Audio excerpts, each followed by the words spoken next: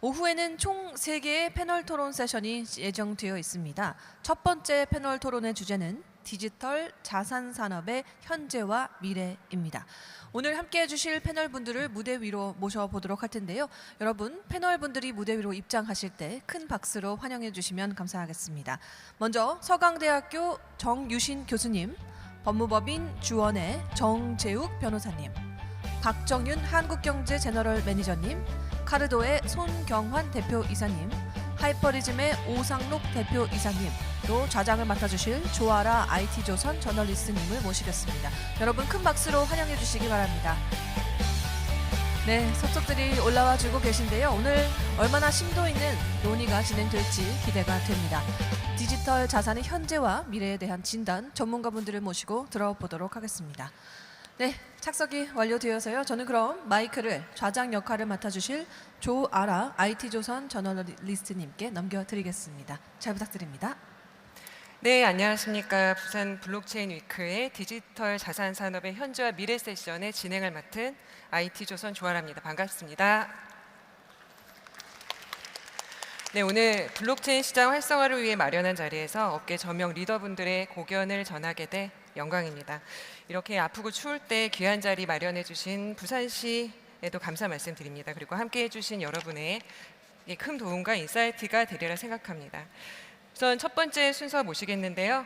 기조연설은 핀테크 분야 최고 전문가이신 그리고 정유신 서강대 기술경영대학 원장께서 4차 산업혁명 하에 디지털 자산의 미래와 정책 대응에 대해 발표해 주시겠습니다. 큰 박수로 환영해 주시기 바랍니다.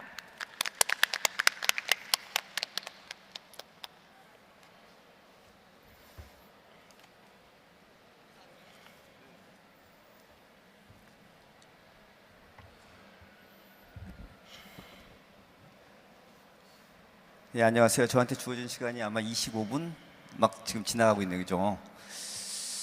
예, 부산까지 와서 공기 좋은 데 와가지고 반갑습니다.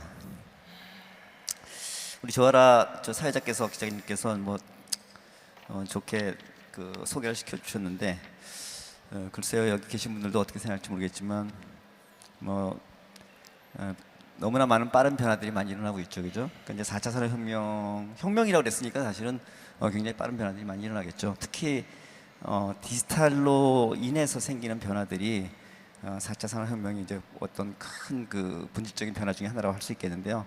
여러분들 뭐 기억나시잖아요, 그죠? 우리 뭐 암호화폐 뭐 이렇게 했다가 가상화폐 했다가 가상자산 했다가 그다음에 이제는 디지털 자산 이렇게 돼 있죠. 여러분은 어떻게 생각하세요?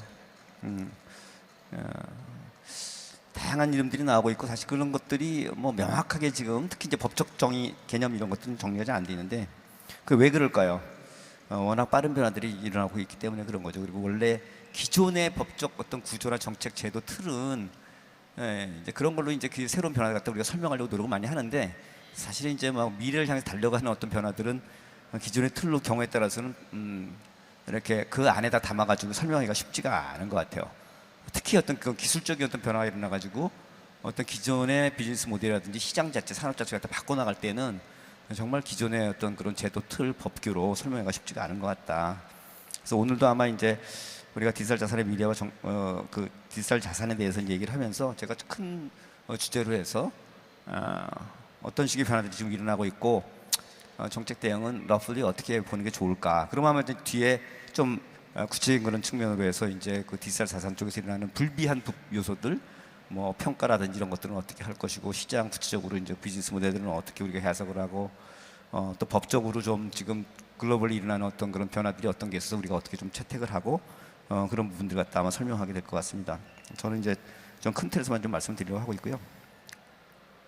목차는 뭐 이렇게 돼 있는데 뭐 여러분들 이제 4차 산업혁명은 이제 하도 많이 얘기했기 때문에 알고 있죠. 그래서 4차 산업혁명은 뭐 여러 가지 특징들을 갖고 있지만 핵심은 사실 이제 디지털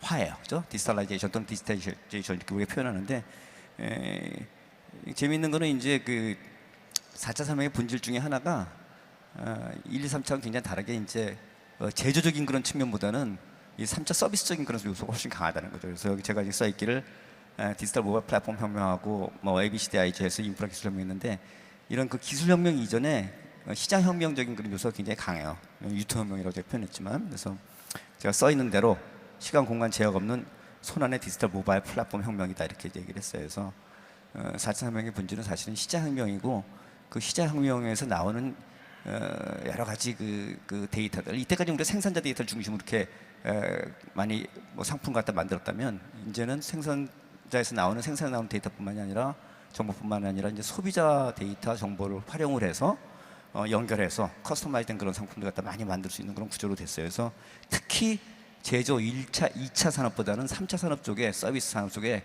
특히 이제 금융 유통 중심으로 한 다양한 어떤 그런 서비스 산업 쪽에 혁명적인 변화들이 많이 일어나고 있다. 그게 4차 산업의 본질이다 이렇게 얘기를 할 수가 있고요. 그런 측면들이 이제 그 디지털라이제이션을 통해서 굉장히 가속화되고 있는데 거기다가 사실 이제 기름을 갖다 부은 게 뭐예요? 코로나죠. 코로나 때문에 더욱더 비대면 디지털이 가속화돼 왔다 하는 건 여러분들이 다 아시는 거고요. 장표를 보면 이제 이렇게 좀 보여드릴 수가 있을 것 같아요. 근데 거기서 한 발 더 나갔죠, 그죠? 한 발 더 나가서 메타버스 혁명, 우리 이제 그렇게 얘기를 하죠. 그래서 이 흐름을 이게 나중에 이제 시간이 지나게 되면 이제 우리가 전부 정리가 될 거예요, 그죠? 근데 지금은 얼마나 빠른 그런 변화들이 시장의 변화, 기술의 변화, 또 그거에 따라서 비즈니스 모델의 변화, 비즈니스 모델의 서메이션을 통해 갖고 신산업의 변화 이런 것들이 막 동시다발적으로 일어나고 있어요. 이걸 다 장표로 한번 보이면 이렇게 보일 수 있지 않을까 제가 한번 만들었습니다. 그래서 4차 산업혁명은 우리가 처음에 시작할 때는 손안의 혁명이라고 그래가지고 그 디지털, 특히 모바일, 손안에 우리 스마트폰 중심으로 해서 손안의 시장을 갖게 되면서 변화들이 일어나서 시간 공간 제약이 없다 보니까 생산자 소비자가 다 손안에서 시간 공간 제약 없이 만나게 되고, 그러니까 정말 어떤 기업의 제품이 기깔나게 좋으면 어때요? 시간 공간 제약 없이 전 세계의 잠재적인 소비자들이, 잠재적인 고객들이 다 달라붙어서 주문을 일으킬 수가 있기 때문에 제품만 좋으면 엄청나게 빠른 그 짧은 시간 내에 엄청난 그런 그 매출이 일어날 수 있다. 그래서 이제 4차 혁명의 특징은 손안의 혁명은, 모바일 혁명은 유니콘 혁명하고 매치가 되는 거죠. 그런 식으로 이제 4차 혁명이 쭉 흘러왔는데, 이 흘러온 그 4차 혁명은 지금까지는 뭐였어요? 2D였죠. 2D였어요, 그죠? 2디멘전이었단 말이에요. 근데 이게 메타로 가면서 이제 3디멘전으로 가죠. 3디멘전으로 가서 3차로 갑니다. 그래서 여기 그림을 제가 이렇게 보였지만 2D에서 3D로 지금 가는 과정에 있고, 기술은 완성되지는 않았어요, 그죠? 그렇지만 이제 그런 흐름들이 지금 나타나고 있는 거고, 정말 핵심 글로벌 기업들이 이제 이거 갖다 또 마이크로소프트라든지 애플이라든지 이런 데들이 뭐 지금 메타 이런 데들이 연구를 하고 있고, 기술적으로는 지금 2D에서는 우리가 ABCD, 뭐 AI, 블록체인, 클라우드, 뭐 빅데이터 이런 기술들, IoT, 뭐 5G 이런 데들이 기술적으로 이제 되고 있다가 3D로 오면서 이제 어떤 기술이 포함이 돼요? AI 플러스 이제 그 공간 기술이죠, 그죠? 공간 기술에서 VR, AR, XR, MR 뭐 이런 공간 기술까지 같이 들어와가지고 새로운 변화들이 또 일어납니다. 근데 여기서 재밌는 건 제가 여기서 2D 빅데이터, 3D 빅데이터라고 했는데 이제 이게 다른 구조로 바뀌면서 핵심은 뭐냐면 굉장히 다양한 변화들이 나타난다. 그래서 제가 그냥 직관적으로 여러분들 느낄 수 있게 써놨어요. 가상 플러스 현실 플러스. 메타버스라고 하지만 사실 메타버스 뜻은 원래 비욘드 유니버스니까 가상적인 성격을 갖고 있지만 실질적으로 뭐예요? 가상만 있는 게 아니라 가상 플러스 현실, 증강현실 다 들어가 있죠, 그죠? 그래서 VR, XR, MR 다 들어가 있는 거 아니에요? 그러니까 굉장히 컴바인된 그런 경우의 수가 많고, 2D에서는 우리가 사실은 시각적인 거, 뭐 일부 청각이 있지만 시각적인 것만 쓴 거죠, 그죠? 근데 이 3D로 가면 어떻게 돼요? 3개 이상 시청각이 다 들어가는 촉각, 그죠? 우리가 몸 자체가 움직이는 거 다 느끼는 거라든지. 근데 지금 이미 해외 논문에서는 이 3개 감각만 아니라 5개 감각, 5관이 다 쓰인다고 그래요. 그러니까 이 가상 플러스 현실 플러스 증강현실 플러스 5개의 감각, 이렇게 되면 사실 이거 컴바인하면 엄청나게 많은 가지수가 나오잖아요, 그죠? 이게 이제 뜻하는 게 뭘까? 메타버스 공간에 가게 되면 지금까지 생각했던 그 2D에서도 굉장히 지금 확장성이 굉장히 컸는데 그 확장성보다 훨씬 더 많은 확장성이 생긴다는 거죠. 그래서 이미 이제 우리 2D에서 확장성의 학습 효과를 경험해갖고 유니콘이라는 게 나왔는데, 이 메타로 가게 되면 4차 혁명에서 메타버스 혁명으로 가게 되면 훨씬 더 다양한 기술, 다양한 어떤 비즈니스 모델을 통해 가지고 다양하고 확장성 있는 디지털화가 더 빠르게 진행이 된다는 거죠. 그래서 오늘 주제에서 말씀드리고 싶은 것은, 그렇기 때문에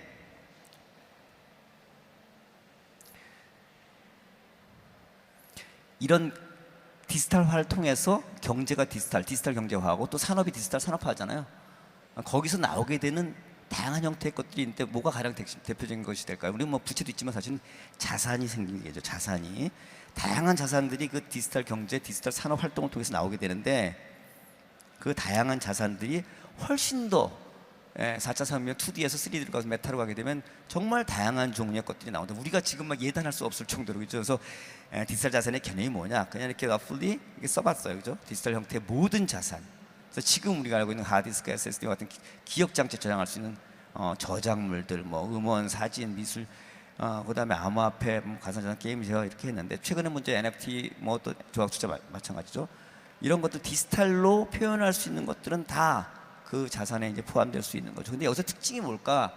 이렇게 생각을 해보면 굉장히 디지털 자산은 앞으로 나타나게 될 좀 더 지금까지 우리가 알고 있는 자산 외에 또 다른 그런 기술, 디지털 관련 기술하고 밀접한 상황을 가지면서 계속 새로운 디지털 자산들이 나오게 될 거다. 아까 제가 모두의 암호화폐에서 우리가 저 가상화폐에서 가상자산, 가상자산에서 디지털 자산 이렇게 확장하고 있다고 그랬잖아요. 그래서 그런 변화들이 계속 일어난다. 그리고 또 이건 또 다른 특징이 뭐예요? 아까 시간 공간적 제약이 없는 것이 지금 4산업의 특징, 메타버스의 특징이라고 했는데 시간 공간적 변화에 따라서 계속 바뀐다는 거죠. 그리고 디지털 자산은 우리가 이제 가상화폐, 가상자산들 지금 거래될 때 여러분들 다 뭐 경험하신 분들 다 아시지만 24시간 글로벌리 돌아가잖아요, 그죠? 그죠? 지구가 그 태양을 통해서 도니까 어떻게 돼요? 밤낮이 맨날 바뀌고 있는데 글로벌리 돌아가는 거예요. 그래서 항상 이 디지털 자산 쪽에 어떤 그런 가격이 있어갖고 만약 변화가 일어난다 그러면 특히 글로벌 동향하고 추세를 반드시 분석하고 그와 같이 연계해서 생각해야 된다는 거죠. 그리고 또 하나 아까 말씀드린 대로 미래 기술에서 확대 발전하기 때문에 새로운 이런 그 디지털 신자산 자산을 기존법의 잣대로 하기는 굉장히 어려워요, 그죠? 법이나 제도는 항상 그 과거 거의 틀에서 이 비즈니스 모델화돼 있고 산업화돼 있는 그 틀을 갖다가 규정한 것이고 이건 지금 미래를 향해 달려가는 거잖아요. 그래서 그걸로 이제 포괄이 되면 참 좋은데 그게 기술적인 변화까지 같이 포함해서 가기 때문에 참 쉽지 않다는 거예요. 이제 그거를 우리가 같이 이렇게 하려다 보니까 이제 머리가 복잡해질 수도 있고 어려움이 있지만 이런 부분들은 기술적인 어떤 그런 새로운 임기치를 넘어서게 되면 반드시 새로운 산업이 출현이 되기 때문에 여기서 우리가 이제 어떤 식으로 행동하는 것이 국가적으로 또 기업적으로 산업적으로 중요할까 하는 것 같다 오늘 얘기할 수 있는 거죠.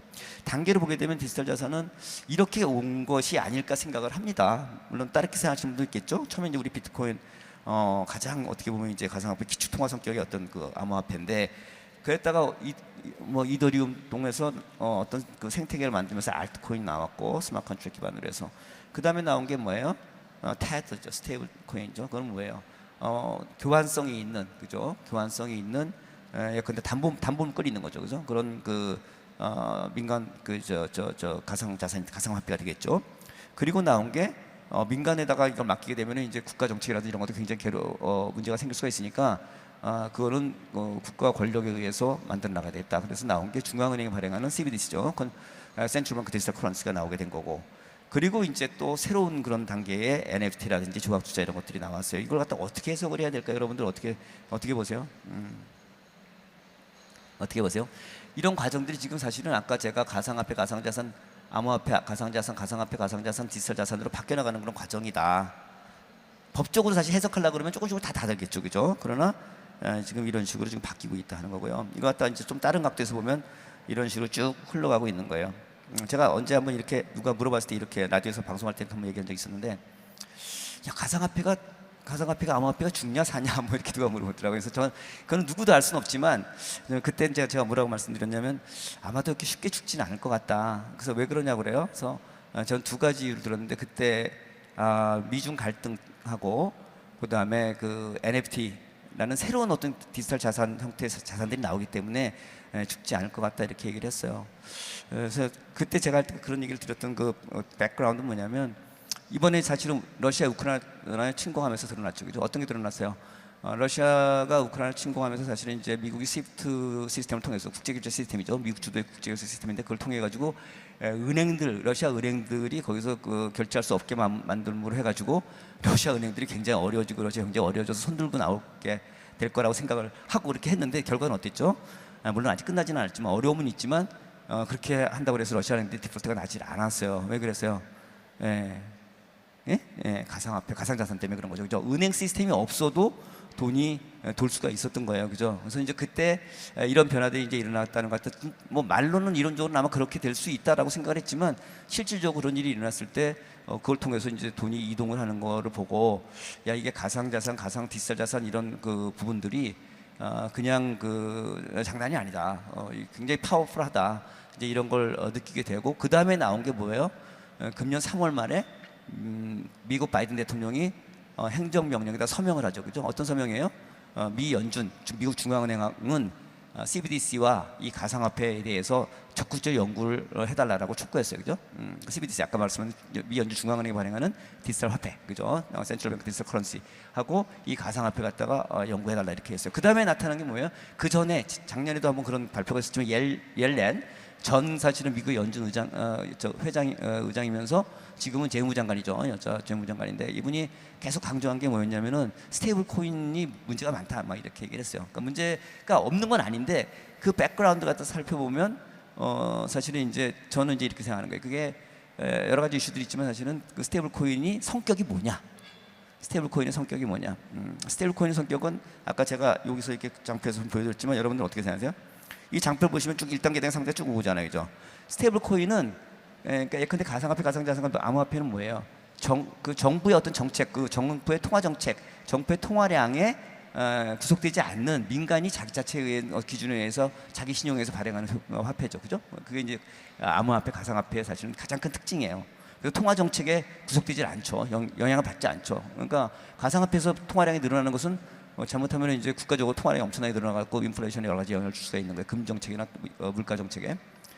그래서 사실 그거 갖다 통제하기 위해서 등가물로 니네들이 그걸 다 발행하려면 그만큼의 통화량 갖다 확보하고 해라. 담보물건으로. 그게 뭐예요? 그게 스테이블 코인이죠. 그래서 안정적이라는 건데 정확하게 스테이블 코인의 성격이 뭐냐? 저번에 얘기하면 스테이블 코인은 이 민간이 발행하는 자기 신용에서 발행하는 자기 약속, 자기 기준에서 발행하는 암호화폐 또는 가상화폐와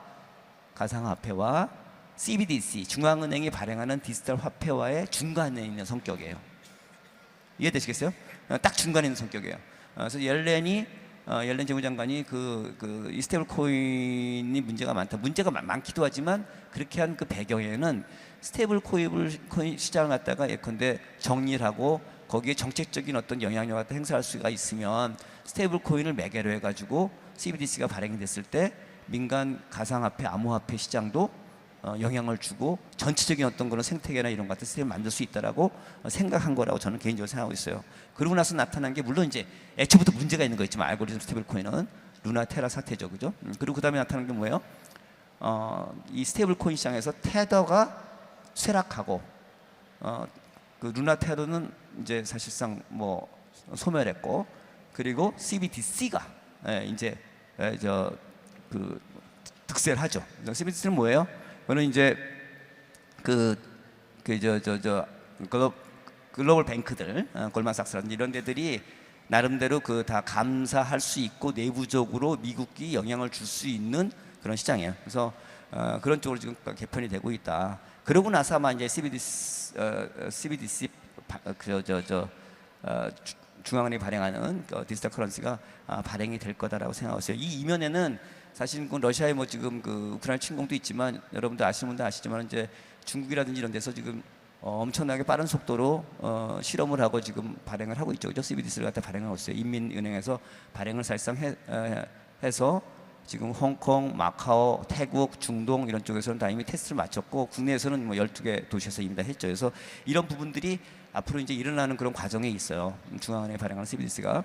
그리고 뭐 또 다른 각도에서는 지금 뭐 여러 가지 뭐 실물 경제도 여러 가지 뭐 문제가 있지만 에너지가 지금 문제가 생기면서 에너지 쪽에 지금 블락이 형성되고 있잖아요, 그죠? 러시아, 중국, 인도 이런 쪽에. 그래서 그런 쪽에 지금 결제 시스템이 스위프트가 아닌 시스템을 지금 중국 중심에 지금은 굉장히 규모가 작지만 자본 수지, 자본 거래는 아니더라도 무역 수지, 상품 수지 거래 쪽에서는 그런 쪽의 변화도 지금 일어나고 있습니다. 이런 게 지금 이때까지는 아날로그 화폐, 실물 화폐 중심으로 가 있다가 디지털 화폐 쪽으로 지금 오는 정부 차원, 국가적인 차원에서의 변화예요. 그리고 지금 우리가 지금 보는 거는 민간 차원에서의 어떤 가상화폐, 암호화폐 이런 쪽인데 이것들을 갖다가 지금 매개로 해서 영향을 주려고 하는 것이 지금 스테이블 코인 쪽이 그런 쪽에 또 변화가 지금 일어나고 있다. 그런 가운데에서 지금 우리는 지금 뭐 개인이든 기업이든 지금 디지털 자산을 바라보고 있고 국가적으로 지금 이 디지털 자산 이런 법규나 정책을 어떻게 해야 되는가를 사실 고민해야 되는 그런 시점이라고 생각하고 있어요. 이제 법상으로 이제 보게 되면 또 이따가 이제 우리 정재혁 변호사님 많이 얘기해 주겠지만 대상이 어떤 건지 또 법규적으로는 어떤 건지 이렇게 우리가 볼 수가 있겠죠. 그래서 사실은 이제 이게 뭐 디지털 자산의 성격을 기존의 법대로 했을 때 이거 갖다 금융으로만 볼 건지 상품으로 볼 건지 뭐 많은 그런 문제가 있어요. 특히 금융에서는 증권으로 볼 건지. 그래서 지금 뭐 뒤에서 좀 얘기하시겠지만 증권형 토큰이냐 비증권형 토큰이냐 이렇게 큰 그 카테고라이징해서 하는 그런 어프로치도 있고 야 그냥 상품으로서 봐야 된다 그런 어프로치도 있고 이제 그 대상으로 봐서 디지털 자산을 어떻게 어프로치할 거냐 하는 그런 이제 이슈가 법적인 측면에서 있고요. 또 하나는 이제 법규상으로 어떻게 볼 거냐 이제 하는 건데 이런 부분들은 이제 뒤에서도 설명을 좀 주실 거라고 생각합니다. 그러나 어쨌든 간에 아까 얘기했지만 이 디지털 자산이 어떤 24시간 글로벌리 돌아가는 그 특성 때문에 글로벌리 연계되어 있지 않으면 연계되어 있어야 된다라는 것 같다 우리가 얘기할 수가 있을 것 같고요. 뭐 아까 뭐 디지털 자산의 어떤 그런 발전 흐름도에서 봤지만 우리가 뭐 이런 성격으로 이제 볼 수가 있죠. 예시로는 뭐 이렇게 블록체인 내생적인 그런 토큰, 외생적인 토큰 했는데 한번 좀 참고를 해보시고요. 법규적인 측면에서는 기존에는 뭐 이제 국가별로 뭐 다 다르게 증권적으로 어프로치하고 유틸리적으로 설명하는 데도 있고 그러니까 성격이 사실은 기존의 법규나 제도 측면에서 설명하기가 충분치가 않아 가지고 부분 이렇게 많이들 얘기를 했어요. 그래서 그것이 좀 뭐 충분하지 않았고 일본 같은 경우도 사실은 우리 크립토 처음 나왔을 때 굉장히 빨리 법규를 만들었다 했는데 제가 일본 그 쪽이랑 같이 한번 세미나 한번 해봤는데 사례가 하나도 없어 사례가 발행된 게. 그래서 참 하여간 그런 상황이었어요. 법규는 빨리 만들었지만 사례가 아예 쪽 하나도 일어나지 않았었던 일본도. 그러니까 기저적인 측면만 강했고 그렇게 쭉 흘러오다가 여러분들 아시다시피 이제 폭락이 됐죠. 이 폭락은 사실은 이제 뭐 여러 가지 이유가 있지만 뭐 전체 틀 내에서는 유동성이죠. 유동성이 줄어버린 거잖아요. 유동성이 줄고 그다음에 금리가 이제 폭등을 하니까 가장 뭐랄까나 펀더멘탈이 좀 설명하기가 어려워서 또 그리고 그동안에 굉장히 많이 올랐기 때문에 변동성이 클 수밖에 없는 가상자산 중심으로 해서 폭락이 일어났죠. 근데 이게 그냥 가상자산이 가상자산끼리만 근데 운용을 하고 투자를 했으면 문제가 없는데 이 시장이 커지다 보니까 어떻게 돼요? 뭐 골만삭스라든지 뭐 이런 그 뭐 모건 스탠리 큰 그 운용사들도 들어와 갖고 이걸 편입을 해서 포트폴리오에 운용을 하기 시작했죠. 그러면 이거 펀더멘탈이 있어서 투자를 했느냐? 그런 건 아니에요. 왜냐? 얘네들 뭐 사실은 그 알스퀘어 갖다 따져보니까 예컨대 상관계가 역역관계다. 그러면 리스크 해지하기 위해서 이거 갖다 편입시켜버리는 거죠. 그죠? 예컨대 기존에는 무슨 그 또 펀드 같은 거 하나 집어넣어가지고 100을 집어넣어갖고 똑같은 효과를 본다 하면 얘네들은 변동성이 굉장히 크기 때문에 10만 넣어도 똑같은 수익을 낼 수 있다 하면 당연히 이걸 넣겠죠. 그죠? 그래서 그런 가상자산을 갖다 편입하는 어떤 그 기존의 어떤 그런 트레디셔널 어떤 그 운용 펀드에도 많이 있게 됨으로 해갖고 어떤 일이 생겼냐면 가상화폐가 폭락하게 되면 기존의 어떤 그런 금융 펀드라든지 가격들도 폭락할 수밖에 없는 펀드 도미노가 생길 수 있는 그런 위험이 커진 거예요. 그러니까 이렇게 되니까 어떻게 돼요? 이제 이렇게 되니까 가상자산이 아직 규모가 그렇게 크진 않지만 금융 시스템 리스크하고 연결될 수 있다. 이렇게 된 거죠. 특히 지금 금리가 올라가니까 더 그런 영향이 된 거예요. 그러니까 어떻게 돼요? 이제 정책 당국이 손을 놨다가는 큰일 나는 거예요. 그러니까 다 어느 나라나 적극적으로 이렇게 들어오게 되게 됐습니다. 그게 러시아 우크라이나 침공 때문에 가상자산 디지털 자산의 중요성이 커진 것도 하나 있고, 그다음 미중 간의 경쟁 때문에 만약에 미국이 버리면 중국이 채택할 거고 중국이 버리면 미국이 채택하겠죠. 그런 경쟁 관계, 경합 관계가 있어서 그런 것도 있고, 가격의 폭락 때문에 금융시장에 시스템 리스크가 생길 수 있는 그런 것도 있고, 이런 세 가지가 다 지금 다 노출되어 있는 게 지금 현 시점이에요. 그러니까 지금은 어느 나라나 적극적으로 연구돼서 만들어야 되는 그런 시점이 됐다 하는 거고요. 그래서 규제가 불비해가고 생기는 리스크, 그다음에 금융과 연결돼 있기 때문에 시스템 리스크가 확대될 수 있는 그런 가능성, 뭐 당연히 또 규제 법규가 없으니까 불법 거래 같은 그런 리스크도 있겠죠. 그래서 최근에 이제 어떤 그런 쪽에 대해서 좀 적극적인 그런 변화가 일어나고 있어요. 아까 딴 나라 뭐 미국이 사실 좀 그동안은 별로 그렇게 적극적이지 않았는데 바이든이 이제 행정명령 서명하고 옐렌이 얘기하고 뭐 이러면서 빨라지고 있는 거죠. 그래서 10월 말 11월 이럴 때 미국이 아마 지금 행정명령 그 기간이 있어요. 바이든이 서명했던 그 행정명령에 아마 10월부터 지금 나오고 있을 거예요. 나오고 있어서 이제 그런 부분들에 대해서 입장 표명이 이제 있고, 뭐 유럽에 이제 이따 말씀 주시겠지만 이제 미카라는 또 그 어떤 종합적인 어떤 법안이 나와 있고, 이런 식의 이제 변화들이 막 일어나 있다 보니까 또 그런 쪽에는 경쟁이 사실 있는 거죠. 그래서 기존에는 법이 개별적으로 부분적으로 이렇게 되고 있다가 조금씩 종합적인 어떤 그런 규제 법칙을 만들려는 그런 노력들이 생기고 있다. 하는 걸 여러분 좀 봐주시면 될 것 같고요. 뒤에서 이제 말씀을 주실 거고. 그 미국 같은 경우는 크게 두 개죠. SEC 그 증권거래위원회하고 그다음에 이제 그 상품거래소에서 서로 입장을 좀 상이하게, 상품거래소에서는 자기네들이 가져가려니까 상품으로 이제 판단하는 거고, 증권 쪽에서는 SEC 쪽에서는 이제 증권으로 판단하려고 하는 거죠. 그래서 증권 쪽의 위원장은 야 90% 이상이 다 증권성이 있다, 먼저 그렇게 얘기를 하고 있는데 사실은 뭐 그건 좀 과장돼서 표현된 거죠. 그래서 그런 부분에서 지금 밀당이 있고, 거기에 지금 허위란문의 그 테스트 갖다 이용을 해가지고 이게 포함이 되면 증권성이 있기 때문에 이건 증권 섹이 이제 증권거래소죠, 그죠? 그러니까 증권거래위원회니까 증권성이 있는 그런 쪽으로 해석을 해서 이런 가상자산을 갖다가 그런 쪽에서 그 증권위원회에서 증권시장에서 어프로치를 해야 된다. 그래서 우리나라도 지금 사실은 이런 그 부분들이 좀 나와가지고 증권형 토큰, 비증형 토큰으로 좀 구분을 해가지고 우리가 좀 보겠다 하는 게 지금 금융위원회 이제 입장이고, 아마 금년 말까지 그쪽에 가이드라인이 나오게 되면 그걸 기초로 해가지고 이제 내년 후에 입법을 추진하겠다 그렇게 했는데, 이제 그 이면에는 이제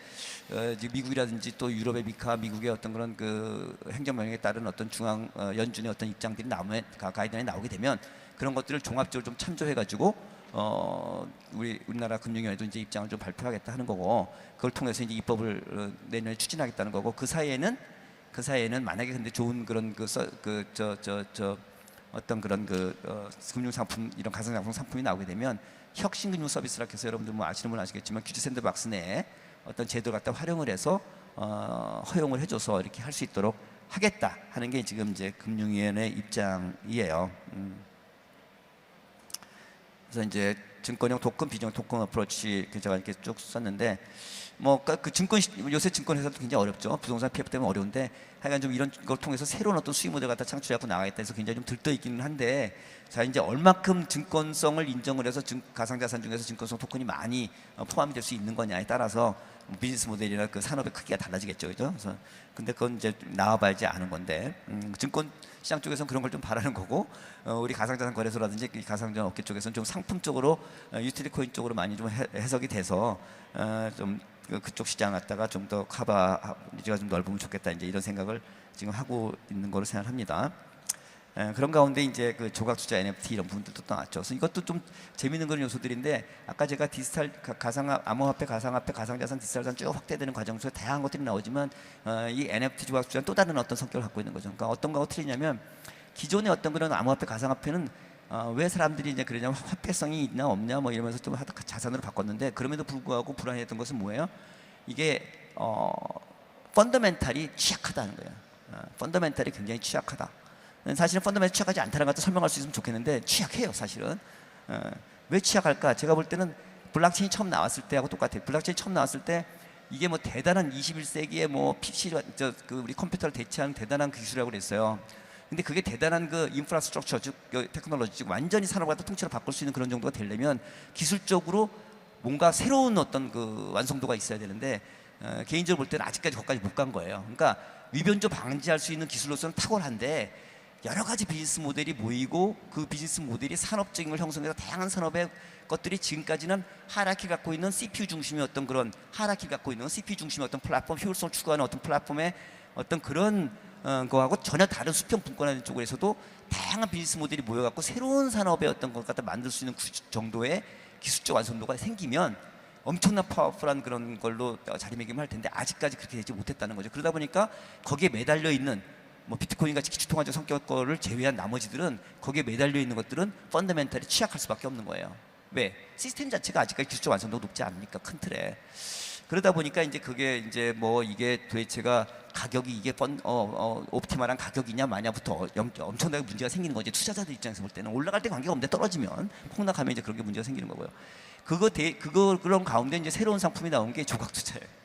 NFT에. NFT 뭐 non fungible 토큰은 뭐예요? 대체 불가능한 거죠. 근데 재밌는 게, 그러니까 사람들이 아이디어라는 건 대단한 것 같아. 그러니까 이 펀더멘탈이 취약한 어떤 가상자산이 문제가 됐던 것은, 야 이게 펀더멘탈이 약하니까 그다음에 어떤 일이 생겼냐면, 투자한테 베네핏을 주기 위해서 엄청나게 많이 투자를 한 거예요. 뭐 몇십억 개씩 발행을 한 거예요. 이를테면 몇십억 개씩 발행하니까 그건 다 좋은데, 야 내가 뭐 10만 개 갖고 있다, 다 좋은데 무슨 문제가 생겨요? 다일루션 이펙트예요. 그러니까 엄청나게 발행을 많이 하면 그 가치가 떨어질 수밖에 없는 거잖아요. 근데 그거 갖다 커버하는 게 제가 보기에는 NFT가 그런 특성을 갖고 두 가지 다 있거든요. 뭐야? 대상 자산 보게 되면 뭐예요? 좀 뭐 미술품, 음악, 부동산, 지식재산 이런 것들은 측정하기가 어려워서 그렇지 분명히 밸류가 있는 건 틀림없잖아요, 그죠? 그 경우에 따라서는 그 사람들의 주체가 뭐 예컨대 화가가 젊을 때는 그런저런 하다가 나중에 굉장히 유명한 화가가 되면 엄청 뜨는 거 아니에요. 그러니까 사실은 가치가 분명히 있는 거예요. 측정이 어려서 그렇지. 두 번째 뭐예요? non fungible 하니까 뭐예요? 대체 불가능한 건 어떻게? 다일루션 이펙트가 없지. 하나밖에 없는데 무슨 다일루션이 있어, 그죠?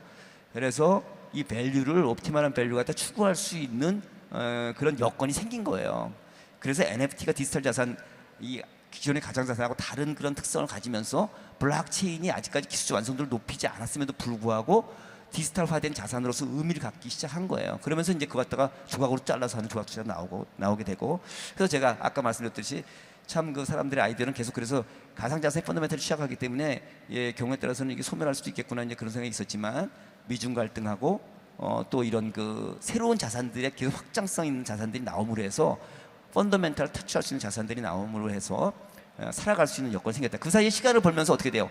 블록체인이 기술적 완성도를 높여가게 되면 그러면 가치도 살리면서 새로운 디지털 신산업 거대한 산업이 형성되면서 인프라가 만들어지면 기존의 어떤 하이라키를 갖고 있는 그런 플랫폼이 아니라 수평 분권에는 전혀 다른 호라이젠털한 그저 버티컬한 그런 저 인프라가 아니라 호라이젠털한 인프라로서 새로운 게 만들어질 수 있느냐? 저는 있다고 생각하죠. 그래서 이제 그게 쭉 뭐 우리나라에서 오히려 저 NFT하고 조각 투자가 치고 나가서 좀 저는 좀 많이 좀 쳐다보고 있는 거고요. 뭐 아시다시피 뮤직하우 통해서 조각 투자 가이드를 나왔는데 이걸 통해서 일단 증권사 판단에 여전히 모호하지만 일단 가이드라인을 만들어줬고 이런 것들이 앞으로 향후 증권 토큰의 기준이 되면서 트랙 레코드 만들 가능성이 많이 생겼다 이렇게 하는 거고요. 아까 말씀드린 정책당국 입장은 브라브라브라 금년 12월 달에 이렇게 하고 테스트 마켓 성격이 이렇게 하겠다 이렇게 했어요. 근데 제 개인적인 생각은 여기 썼지만 미국 바이든 행정부의 가상자산 입법 제도화가 앞으로 굉장히 빨라질 가능성이 많다. 그죠? 가상자산의 위력을 실감을 했고 스위프트 이 시스템이 굉장히 약하다. 그러니까 지금 초강세 달러, 갓달러, 킹달러, 뭐 슈퍼달러 별 얘기 다 하지만 사실 그 뒤에서 이면에 흘러가는 구조는 SDR에서 지금 달러는 옛날에 90% 이상의 SDR의 달러가 차지했는데 지금은 뭐예요? 50%밖에 안 돼요. 예, 알았어요. 그래서 사실 구조적으로 지금 취약한 그런 구조로 달러가 가고 있다라고 저는 개인적으로 생각하고 있고 그래서 지금 사실은 이면에는 새로운 변화가 일어날 가능성이 많이 있다. 한 1년 이내로. 그래서 지금 미국도 사실 급해진 거죠. 그래서 이런 일들을 함으로 해가지고 CBDC를 발행했을 때 즉 실물 기축 통화로서의 달러의 파워 달러 패권뿐만 아니라 디지털 달러가 발행됐을 때 달러 패권을 계속 유지하려고 하는 시도로서 CBDC 앤드 스테이블 코인을 갖다 지금 사실은 미국이 생태계로서 중심으로서 장치를 가려고 해요. 그런 것들이 아마 조만간 나올 텐데 한국은 그럼 어떻게 하면 좋으냐? 저는 개인적으로 이렇게 생각하고 있어요. 디지털은 시간 공간 제약이 없잖아요. 그죠? 그러니까 굉장히 글로벌 성격이에요. 근데 여러분들 보시면 디지털 우리가 지금 뭐 모바일 손안의 시장 막 얘기하지만 이게 글로벌화 됐습니까? 안 됐어요. 다 도메스틱에서만 있어. 가상화폐 거래만 지금 글로벌이지 나머지는 다 도메스틱이에요. 사실은 직구역 직구를 해갖고 엄청나게 수출해서 사실 이게 돼야 되는데 불구하고 아직 안 되고 있어요. 왜? 글로벌 놈, 글로벌 스탠다드가 아직 안 만들어졌어요. 그리고 저는 개인적으로 디지털에 관해서는 선을 준 갭이 없어. 미국이 선진국이 아니에요. 아니야. 그래서 퍼스트 무버 어드밴티지가 상당히 있다. 여기 대해서 쫄 필요가 없다는 거, 쫄 필요가. 그래서 한국의 글로벌 시장 통화는 테스트 마켓 성격이 굉장히 강하다 우리가 얘기 많이 하잖아요. 그래서 이거를 우리가 적극적으로 활용을 해야 된다. 눈치 보면서 미국이 만들고 유럽이 만들면 쫓아가야 된다. 그렇게 생각할 필요가 없다 하는 거예요. 그래서 미국, 유럽 등의 디지털 자산 입법 활동을 면밀히 검토하되 우리가 디지털에 관해서는 글로벌 리더가 될 수 있도록 선제적인 입법이나 테스트 베드 역할을 할 필요가 있다. 근데 그냥 입법하려면 좀 쫄 거 아니에요. 네? 그렇게 해본 적이 없으니까. 그러니까 어떻게 하면 돼요? 테스트 마켓적인 뭐 예컨대 기술 박스의 어떤 그 혁신 서비스가 만든다든지 해서 트랙 레코드 갖다 적극적으로 만들어 나가라는 거죠. 그렇게 해서 지금 IPEF 인도 퍼시픽 이코노믹 프레임워크라고 해서 지금 미국 주도로 하고 있죠, 그죠? 한국도 가입을 해놨어요. 일단 아직까지 모호해요. 관세 뭐 이런 그 혜택도 없고. 그러나 앞으로 좀 나갈 거예요. 근데 거기에 굉장히 중요한 게 공급망이 하나 있고 미중 갈등상에 또 하나가 뭐예요? 첨단 디지털 기준이에요. 근데 기준이 있어요, 없어요? 없어. 중국 여기 들어올 수 있어요? 안 들어와. 일본 들어와 있지만 일본 디지털 강해요? 안 강해? 그러면 누가 이거 주도할 수 있어요? 한국. 한국이 그렇게 함으로 해서 사실 아시아에서 디지털 쪽에서 그렇게 가야 되는 그런 굉장히 중요한 모멘텀이고 근데 그거 갖다 지금 잘 인식을 안 하고 있는 것 같아요. 사람들이 못 하고 있는 것 같아요. 정치 상계 특히. 그리고 또 하나 이제 말씀 꼭 드리고 싶은 게 있어요. 모든 제가 이제 모태버스 사장할 때도 봤지만 모든 신산업은 반드시 어떤 과정을 거쳤냐? 벤처 붐, 버블, 붕괴, 그리고 진정한 신산업 벤처 리더의 탄생이에요. 항상 그랬어. 2000년 그 IT.com 때도 그랬고 항상 그랬어요. 근데 거기에 뭐가 있어요? 시차가 있어. 시차가 있어요. 왜 시차가 있을까요? 기술적 시차 때문에 그래요. 가격은 익스펙테이션 때문에 먼저 가지만 기술은 그만큼 먼저 가 있지 않아요. 그거 갖다가 뭘 표현했냐면 가트네 기술성장 우선이 표현을 했어요. 하이프 사이클이라 해서 항상 뒤쫓아가. 연애로 남녀 관계로 비유하면 막 사랑했다가 결혼하면 막 권태기가 막 가는 거예요. 그리고 진정하게 이제 되는 거는 이 다음 한참 지난 다음에요. 이때 지금 뭐예요? 유동성 위기 나오고 지금 작살 났잖아, 전 세계적으로. 그죠? 그러니까 지금 벤처만 아작나고 그러는데 신산업도 다 아작나요. 다 아작날 때 사실 옥석가리기로 나오면서 그 다음에 이제 진정한 신산이 나오는데, 지금 사실은 디지털 자산 산업, 디지털 자산업이 딱 이 구조예요. 그래서 이때 옥석거리기도 필요하지만 진짜 이거 갖다가 신산업을 키울 수 있도록 정책이라든지 기업 이런 쪽에서 정말 적극적 노력을 해야 된다 하는 거고요. 이러고 나서 이게 이제 미래 성장 동력 찾으려고 지금 뭐 국가적으로 난리인데 이거 못하는 나라는 어떻게 돼요? 그냥 뭐 완전히 또 뒤로 밀리는 거죠, 그죠? 그래서 과거에만 맨날 매달려가 부룩하고 있으면 절대 안 된다는 거고요. 이런 부분에서 꼭 이걸 갖다 강조하고 싶은데, 오늘 우리 이제 뒤에 쭉 얘기 주시겠지만 그런 얘기들 좀 주시면서 여러분도 여기 플로에 계신 분들도 같이 한번 생각을 좀 해보시고 필요하시면 질문도 하시면 좋을 것 같습니다. 저는 여기서 마치겠습니다. 감사합니다. 네, 정유신 원장께서는 4차 산업혁명과 코로나로 디지털 전환이 가속화되는 가운데 메타버스를 기반으로 디지털 자산도 진화한다고 말씀하셨는데요. 개인적으로 기억에 남는 부분은 지금 블록체인 시장이 기술적 완성도가 높아지면서 펀더멘탈이 강화되고 있는 단계에 있다라고 보신 점이 좀 기억에 남았습니다. 그래서 미국이 미래의 먹거리를 선점하기 위해 발빠르게 규제를 정비하고 있는데 우리나라가 글로벌 리더가 될 수 있도록 선제적으로 법을 도입하자는 말씀도 좀 기억에 남습니다. 네, 기조연설 마치고 패널 발제 시작하겠습니다. 먼저 주원의 정재욱 파트너 변호사께서 디지털 자산에 대한 규제를 분석하는 시간을 갖겠습니다. 그 정 변호사께서는 블록체인과 가상자산 법제화로 활발히 활동하고 계시는데요. 현재는 국민의힘 디지털 자산 특별위원회 위원을 맡고 계십니다. 박수 부탁드립니다. 네, 안녕하세요. 반갑습니다. 방금 정유신 원장님의 강의를 듣고 나서 저도 생각할 점이 많아진 것 같습니다. 실제 지금 정책 자문 활동도 하고 있기 때문에 다음 주에 있을 민당정 간담회에서도 어떠한 의견을 조금 드려야 될지 지금 정리 중인데, 오늘 정유신 교수님께서 말씀하셨던 사항에 대해서 저도 좀 숙고를 하고 또 정리를 좀 더 잘해야 되겠다는 생각이 듭니다. 오늘 여기에 그냥 일반 투자자 또는 그냥 관심 있어 오신 분도 계실 거고, 또 뒤에 있는 그 업체들 관계자분들도 앉아 계실 것 같고, 또 부산 블록체인 산업협회 관계자분들도 앉아 계실 것 같아요. 근데 이제 제가 오늘 발표할 내용은 법과 규제인데, 법과 규제라면 어떻게 보면 재미가 없고 그렇다고 생각할 수 있잖아요. 근데 이게 사실 법이라는 게 내 일이 되면 정말 사람들이 관심이 많아지세요. 엄청나게. 솔직히 막 경제 제도 이런 것들은 평소에 관심 없다가 딱 주식 투자할 때 보면 관심 많아지잖아요. 이 코인 관련한 규제나 법 제도도 관심이 없다가 내가 친구한테 비트코인 빌려줬는데 안 갚은 경우 어떻게 해야 되나, 이런 것들부터 시작해가지고, 또 사업하다가, 사업하시는 분들 계신데 사업하다가 갑자기 이제 금융감독원이라든가 또는 검찰 조사가 들어오면 엄청나게 관심이 많아지십니다. 그래서 디지털 자산에 관련해 가지고도 우리가 이제 오해를 하시는 분들이 한국에 아직 규제가 제대로 되어 있지 않다라고 이야기를 많이 하십니다. 그런데 실제로는 그렇지는 않거든요. 무슨 말이냐면, 엄밀한 의미의 영업행위 규제라든가 투자자 보호를 위한 제도 또는 뭐 진입 규제 이런 것들은 좀 미비한 상황이에요. 하지만 내가 막상 이 크립토를 가지고 여러 가지 사업을 하려고 하면 엄청나게 많은 그림자 규제에 직면하게 됩니다.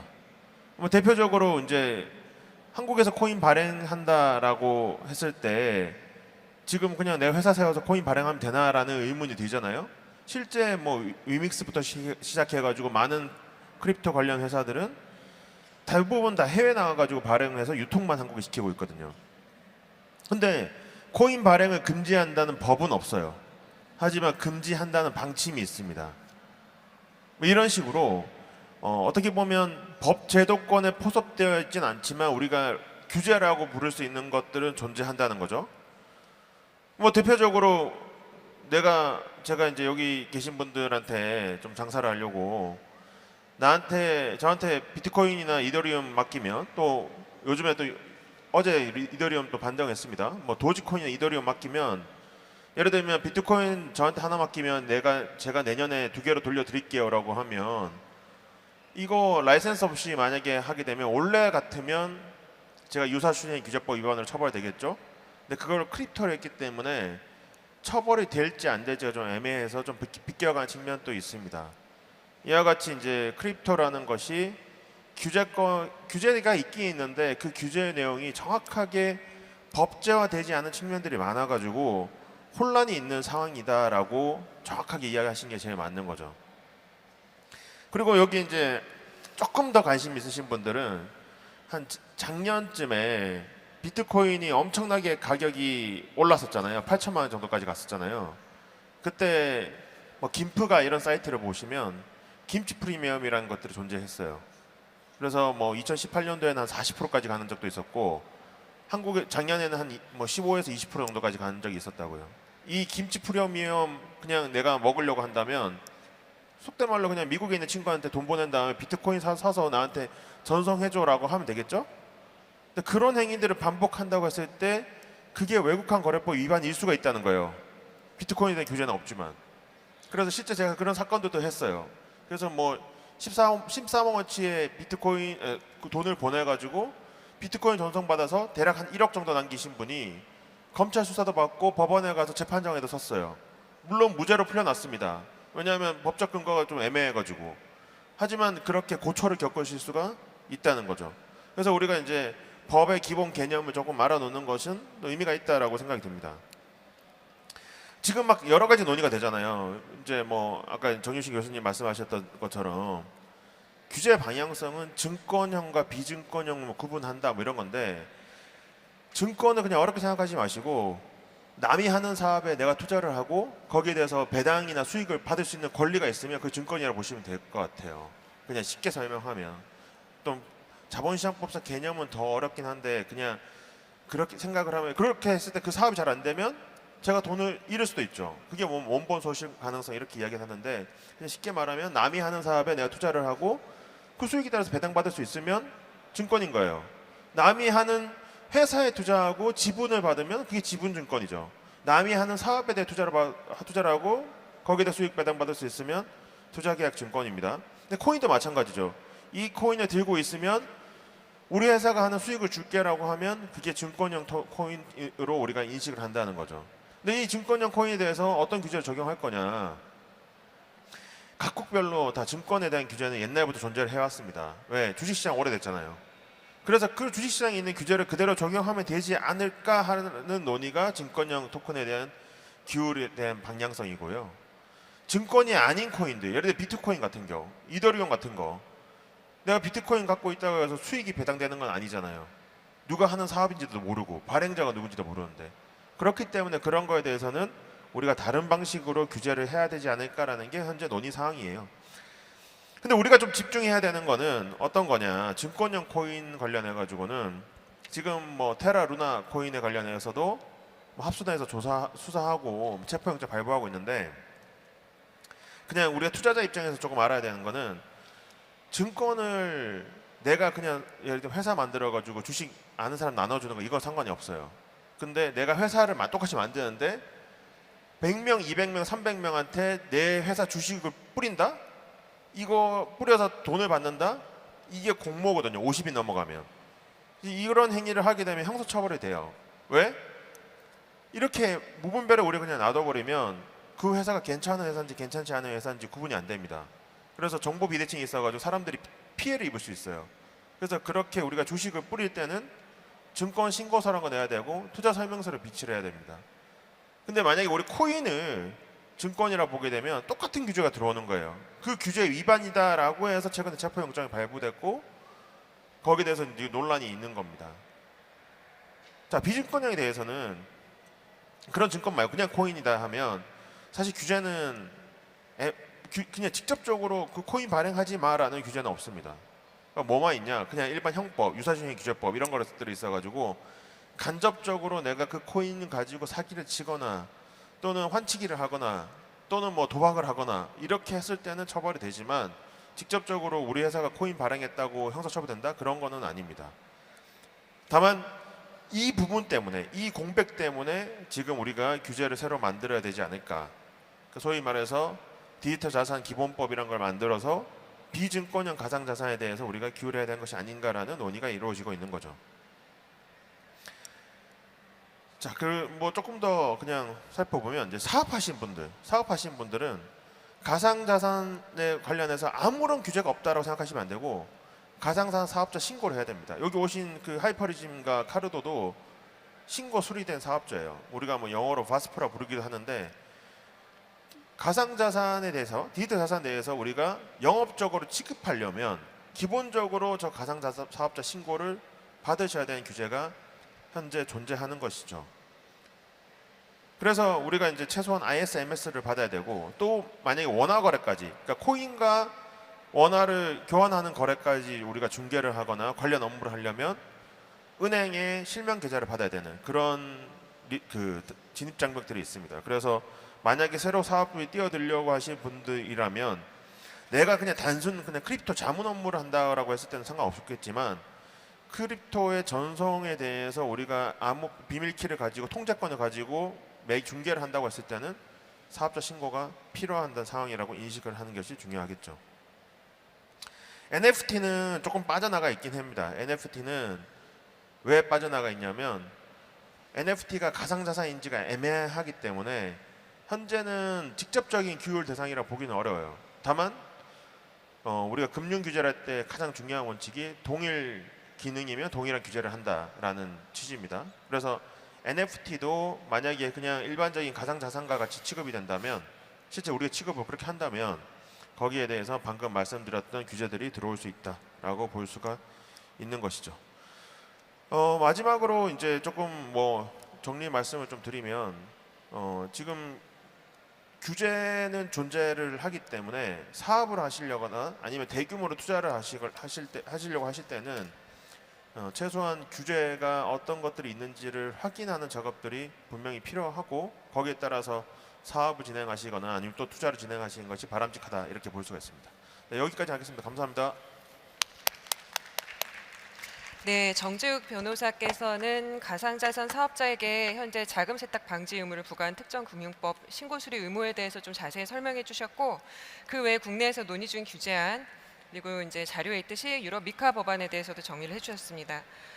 예, 현재 뭐 가상자산 관련법은 특급법이 유일한데 지금 특급법이 발의된 지 3년 반이 지났습니다. 그 크립토 시장의 트렌드가 6개월마다 변한다고 보면 크립토 강산이 벌써 7번 바뀌었는데 아무래도 투자자 보호를 하면서도 시장 육성을 할 수 있는 두 마리 토끼를 잡으면서 좀 변화에 유연하게 대응할 수 있는 그런 법적 대응이 나왔으면 좋겠습니다. 두 번째 발제입니다.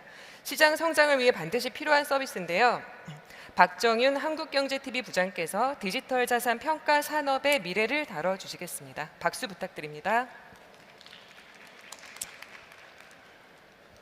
네, 반갑습니다. 한국경제TV의 디지털 가상자산 자산 평가 코레이팅을 총괄하고 있고 한국경제TV에서 20년간 지금 기자 생활을 이어가고 있는 박정현 부장입니다. 반갑습니다. 제가 원래 박수 소리가 이 정도면 잘 강의를 안 하는데 감안해서 한 번만 더 부탁드리겠습니다. 여러분 반갑습니다. 일주일 전에 코레이팅이 1주년 기념으로 서울 콘네도 호텔에서 행사를 했습니다. 제가 지방 출신이라 무대에 선 지가 너무 오래간만이었는데 서울에서 행사하다 보니까 표준어를 쓰려고 무진장애를 썼습니다. 그런데 부산에서 행사하니까 좀 편안하게 얘기할 테니 좀 잘 알아들으시고 오늘은 여러분이 갈 때 딱 한 단어만 기억하시고 이 단어를 꼭 기억하시고 나중에 가상자산 투자를 하실 때는 이 단어를 네이버에 꼭 검색을 해보시기를 바라겠습니다. 제가 IT만 한 20년을 출입하다 보니까 여러 가지 IT 용어를 듣는 데는 굉장히 익숙한데 최근 1년 전만 해도 AI, 블록체인, 가상화폐, 메타버스, 이것만 해도 머리 아파 죽겠는데 NFT라는 게 나옵니다. 이것만 해도 또 머리가 아픈데 또 뭐가 나옵니까? 웹 3.0이라는 단어가 나옵니다. 오늘 저는 이거에 대해서 하나도 얘기하지 않겠습니다. 가장 직접적이고 가장 단순하고 가장 심플하게 오늘 여러분은 이것만 알면 된다 라고 할 수 있는 부분에 대해서만 얘기하겠습니다. 뭐냐? 2020년 말 2021년 초 생판 듣지도 보지도 못했던 블록체인 중에 비트코인, 이더리움이라는 단어가 막 언론에 쏟아지기 시작합니다. 얼마가 올랐느니 내일은 더 간다, 1억 간다. 비트코인이 뭔데? 블록체인이 뭔데? 이더리움이 뭔데? 이제 막 각 언론에서, 네이버에서 막 쏟아져 나옵니다. 그런데 그걸 자세히 보면 그거를 이게 뭐다, 어떻다, 어떻게 쓰인다 제대로 평가하는 데가 단 한 군데도 없었습니다. 왜 없었을까요? 당연히 해야 되는데도 말이죠. 평가라는 거는 여기 있는 나 자신도 지금 평가하고 있습니다. 누구한테? 여러분한테. 여러분 여자친구나 여러분 남자친구, 심지어 여러분 와이프한테, 여러분 남편한테도 매번 평가받고 있습니다. 시험을 치고 평가받고 있고 회사에서도 평가받고 있고. 그러면 가상화폐 시장이 크는데 왜 이 평가 시장은 평가해야 될 것은 없나요? 있어야죠. 그 근거에 대해서 오늘 얘기를 해드릴 테니까 여러분이 맞다고 생각하시면 나중에 끝날 때 큰 박수 한번 부탁드리겠습니다. 금융위원회에서 올해 1월부터 6월까지 조사를 했습니다. 뭘 조사를 했느냐? 가상자산 사업자 현황을 조사해보니 거래업자가 26개, 그리고 이 전체적으로 돌아간 규모 금액이 23조, 일평균 거래 금액이 5조 원이 넘어갑니다. 국내 유통되는 가상자산이 무려 1,300개나 됩니다. 이 1,300개 중에 여러분은 과연 몇 개나 알고 있고 그 몇 개 중에 이게 뭔 코인인지를 제대로 알고 계시는 분이 있습니까? 저도 사실은 잘 몰라요. 근데 이거를 이용하는 사람이 690만 명입니다. 제가 조사한 게 아니고 금융위에서 올 1월부터 6월까지 조사를 했는데, 지난해 코로나가 왔을 때 동학개미라고 우리나라 그 개미 투자자들이 막 주식시장에 뛰어들어서 엄청나게 주식을 샀어요. 그때 당시에 증권 이용자 개수가 한 1,000만 계좌가 됐습니다. 5천만 인구 중에 1,000만 계좌. 근데 실제로 움직이는 계좌는 700만에서 800만입니다. 여러분, 가상자산 실제로 투자하는 사람이 700만이라는 얘기입니다. 적은 숫자가 결코 아닙니다.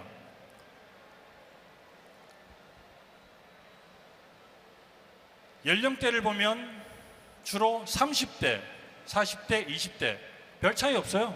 30대, 20대가 많이 합니다. 50대도 조금 하지만 주로 20대, 30대, 40대가 이 시장을 많이 하고 있고, 이 1,300개나 되는 코인 중에 과연 이 코인이 뭘 하고 있고 뭐 하는 회사고 어떻게 움직이고 있고 돈을 어떻게 벌고 있고 그거 잘 아는 사람 정말 손가락이 꼽습니다. 국내에 이 코인을 평가하는 데가 몇 군데 없어요. 그것도 작년 1년 동안 X라는 회사가, X땡이라는 회사가 하나 나왔는데 특검법 때문에 저 회사가 원래는 평가하는 회사가 아니고 공시업체였습니다. 근데 평가로 좀 바뀌었어요. 그 다음 나온 데가 한국경제TV가 지난 1년간 준비해서 내놓은 코레이팅입니다. 사람들이 코레이팅이 뭐냐고 물어봐요. 코레이팅? 코리아 레이팅. 아주 좋은 말입니다.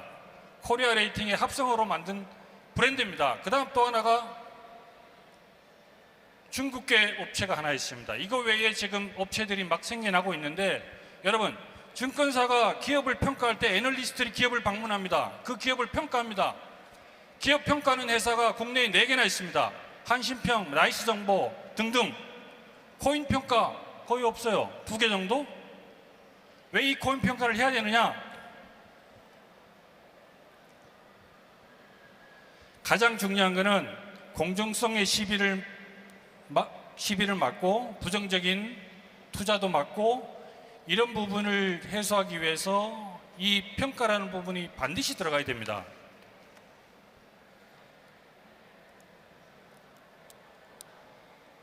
우리가 생각하는 이 평가라는 부분에 있어서 가장 끝점이 어디냐? 바로 투자자 보호라는 겁니다. 여러분이 과연 이 코인이, 이 재단이 뭘 하는지를 알아야 될 거 아닙니까? 20대, 30대 지나가는 10대한테 비트코인, 이더리움 뭐 하는 거냐? 압니다. 어떻게 알아? 이게 뭐 하는 게 아니라 투자해. 나 이거 해서 얼마 벌었다. 누가 이거 투자해서 얼마 잃었다. 이런 걸 안다는 거죠. 그게 뭐예요? 투자의 대상이 돼 있다는 거죠. 투자의 대상이 돼 있으면 뭐가 들어갑니까? 평가가 들어가야죠. 반드시 들어가야 됩니다. 이거는. 그렇기 때문에 저희들이 많은 준비를 했고 객관성을 담보하느냐 담보하지 않느냐 이 부분이 사실은 중요합니다. 그렇기 때문에 한국경제TV가 20년간 증권시장의 안정화와 투명성을 위해 노력했기 때문에 저희들이 준비한 건데 저희들만의 자랑이 아니고 이왕 이렇게 할 바에는 그럼 정부가 2개 내지 3군데 정도 일정 규모를 갖춘 업체를 선정해서 재단이 일반 거래소에 상장을 할 때 2군데 정도는 반드시 의무적으로 받아오라고 해도 괜찮습니다. 그래야 여러분이 투자를 할 때 이게 도대체 뭐 하는지를 알 거 아닙니까? 결국은 평가라는 항목이 들어가게 되면 재단과 투자자와 거래소 다 좋은 겁니다. 특히나 이 모든 것은 투자자 보호 쪽으로 필수 요건으로 저희들은 맞다고 생각하고 기존에 상장되어 있는 업체들의 중간평가 역시 이것도 이루어져야 됩니다. 왜? 뭐 하는지를 모르니까. 그런 부분에 있어서는 저는 이 부분을 윤석열 정부에게 강력하게 얘기하고 싶습니다. 지금까지도 얘기했지만 자 그렇다면 코레이팅에서 잠깐 얘기 드리겠습니다. 코레이팅은 1차 심사원 평가를 통해서 2차 전문단 평가를 통해서 깐깐하고 쫀쫀하게 봅니다. 그 결과 모든 것은 오픈되게 되어 있습니다. 우리가 아무리 이 부분이 뭐 객관적이다 어쩐다 이렇게 해봐야 여러분이 믿어주는 사람 또 여러분 평가를 받아서 평가를 받는 재단 이걸 가지고 쓸 수 있는 거래소들이 인정을 해줘야 되는 겁니다. 그래서 가장 중요한 것은 공정성, 객관성을 담보하는 게 가장 중요한 것이고 그걸 하기 위해서 저희는 이 수많은 업체들과 조인을 하고 제휴를 하고 업무 협약을 체결했습니다. 물론 최근에 이제 코인원하고도 했지만 가장 중요한 것은 객관성입니다. 가장 중요한 것은 공정성입니다. 결국은 이 거래소가 계속 수면 아래에 있다가 수면 위로 올라왔습니다. 그렇기 때문에 테라루나 사태가 터졌고 정부의 한 관계자는 이런 얘기를 합니다. 테라루나가 사태가 터졌는데 아니 평가를 하면 이게 안 터질 거냐? 저는 터질 거라고 봅니다. 세상에 100%의 평가가 어디 있습니까? 없습니다. 객관성을 담보하고 그 객관성 100%에 가깝게 가기 위해서 계속 그 평가 모델이 업데이트가 되는 거죠. 그래서 그 평가 모델이 업데이트되면 결국은 그 투자자는 그걸 보면서 투자를 하게 돼 있기 때문에 결국은 이거는 투자자 보호 쪽으로 갈 수밖에 없는 사안입니다. 최근에 정부가 디지털 기본법에 대해서 아주 총력을 기울이고 있습니다. 저희들은 이 부분에 대해서 반드시 의무적으로 이 평가 항목이 꼭 들어갔으면 좋겠고 여러분이 오늘 나중에라도 오늘에서부터 나중에라도 꼭 기억해야 될 부분 바로 이 코레이팅 이 부분을 꼭 기억해 주시면 대단히 고맙겠습니다. 감사합니다. 지금까지 한국경제TV 박정윤이었습니다. 네, 박정현 부장의 파이팅 넘치는 말씀 너무 잘 들었습니다. 국내 가상자산 상장 현황을 정리해 주셨고 그리고 디지털 자산 인증평가 시장의 필요성을 강조해 주셨고요. 이를 위해서 객관성과 공정성을 필수 과제로 꼽으셨고 아울러 독립성 확보도 중요해 보입니다. 한국 경제가 좋은 역할을 할 것으로 기대합니다. 그리고 세 번째 발제입니다. 이번에는 송경환 카르도 대표 모시고 기관 고객을 위한 커스터디 서비스에 대한 말씀 들어보시겠습니다. 박수로 환영해 주시기 바랍니다. 네, 안녕하세요. 저는 카르도의 손경환입니다. 혹시 카르도를 모르시는 분들이 계실 수 있어서 카르도에 대해서 간략히 설명을 드리면 카르도는 국내 가상자산 사업자 중에 하나고 디지털 자산 보관 관리업을 메인 비즈니스로 하는 사업자입니다.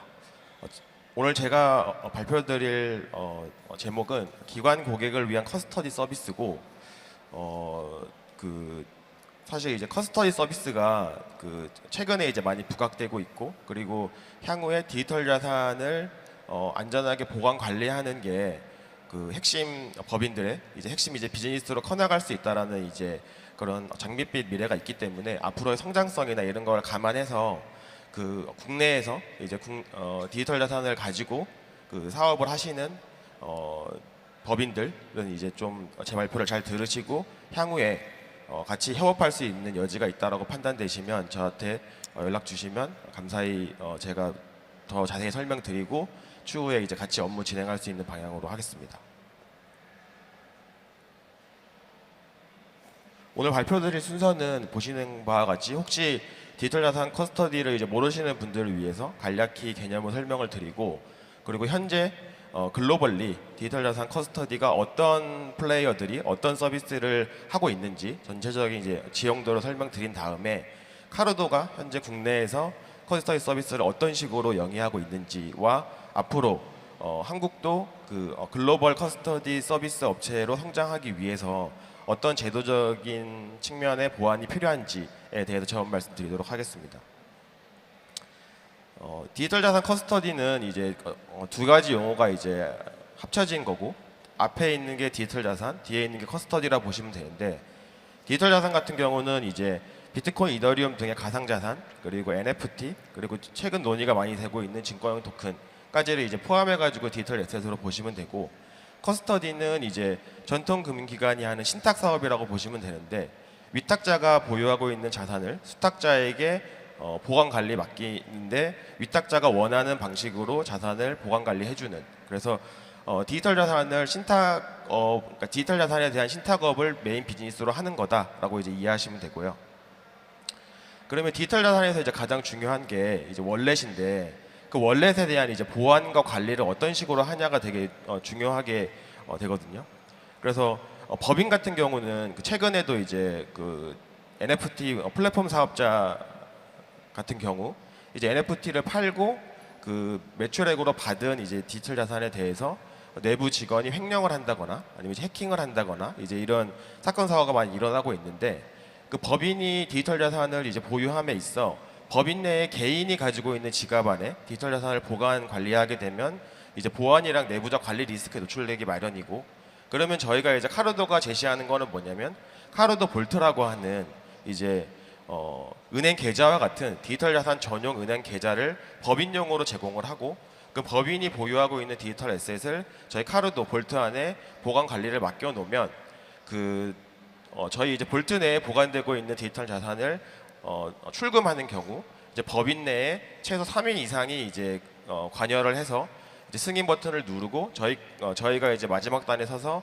법인이 사전에 계획된 일정에 의해서 출금되는 건지 이제 파악을 한 다음에 이제 밖으로 내보내는 그래서 어떻게 보면 이제 법인 전용 디지털 자산 은행 계좌다라고 이제 이해하시면 되고요. 그러면 이 디지털 자산 커스터디에 대한 니즈가 얼만큼 있느냐라고 보면 제일 왼쪽에 있는 그림은 이제 아까 우리 앞에서도 설명 많이 하셨지만 디지털 자산 관련해 가지고 이제 규제가 굉장히 구체화가 되고 그리고 관련된 시장에 대한 육성에 대한 필요성을 다들 느끼고 있는 상황이고요. 그런 와중에 이제 가운데 있는 그림은 이제 법인들이 이제 디지털 자산을 이제 관리 보관하는 이제 리스크에 노출될 수밖에 없거든요. 앞에서 말씀드렸던 것처럼 이제 해킹 등의 보안 리스크와 그리고 내부자에 대한 횡령과 유용 리스크.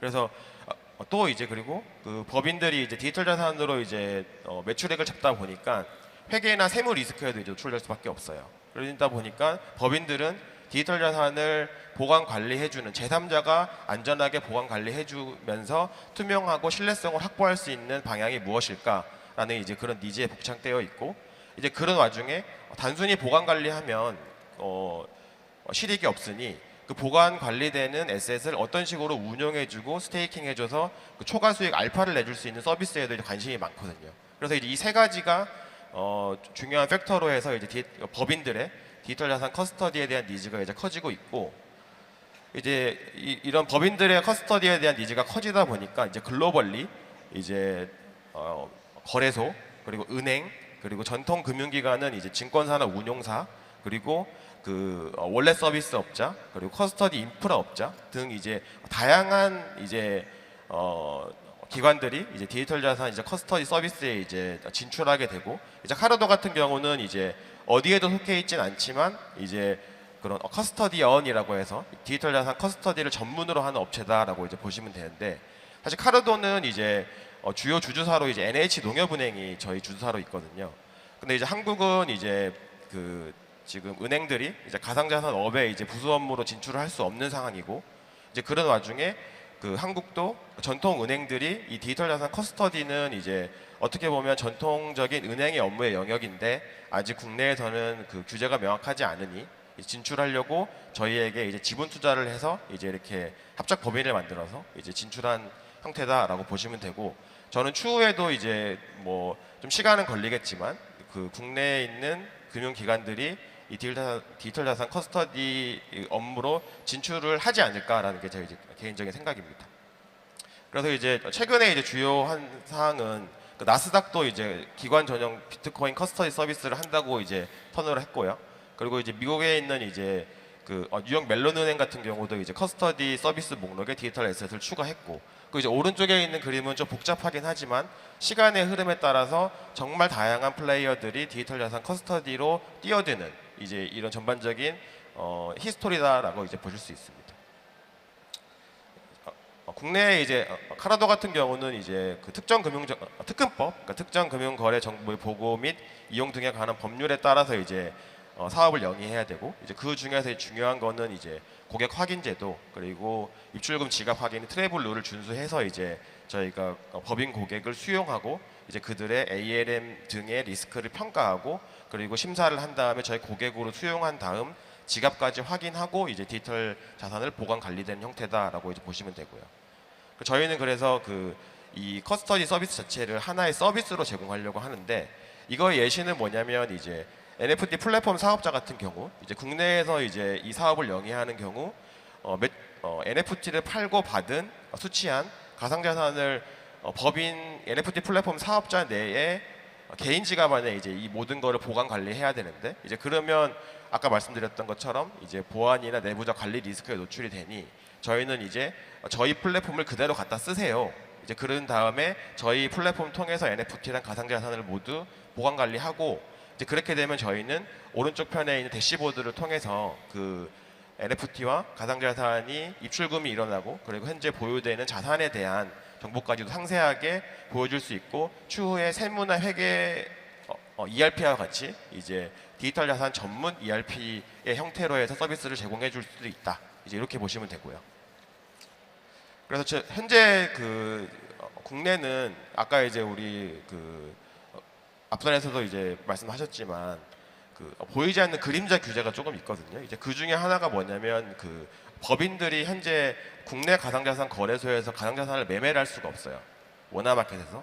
이유는 이제 예전에 이제 좀 뭐 문제가 좀 있어서 그때 구두 지도 사항으로 이제 법인들에 대한 원화마켓 계좌를 이제 가상자산 거래소에 열어줄 수 없게 됐고, 이제 그리고 중요한 거는 이제 금융사는 가상자산을 보유하지 말라라는 게 이제 금융 당국의 입장이거든요. 그래서 사실은 저는 법인들이 조금 이제 이 디지털 자산 시장에 들어와 줘야 이 거래에 대한 규모라, 그리고 이제 전반적인 가격의 안정성, 그리고 거래에 대한 안정성이 담보될 수 있다라고 저는 보고 있고, 그리고 그 국내에서 이제 이 디지털 자산을 가지고 사업을 영위하려고 하면 이제 바스프, 이제 가상자산 사업자 라이센스가 어떻게 보면 필수 사항인데, 현재 라이센스 없이 이제 관련 비즈니스를 영위하는 업체들이 왕왕 있거든요. 그래서 이제 그런 업체들은 조금 근절하는 방식으로 좀 이제 어프로치를 가져가는 게 좋을 것 같고, 그리고 이제 우리 앞에서 그 교수님 말씀하셨던 것처럼 사실 저희가 매번 뭐 금융당국에서 나와서 말씀하시는 게 뭐 유럽이나 미국이 만들어지면 우리도 뒤따라서 할게, 이제 그렇게 말씀 많이 하시는데,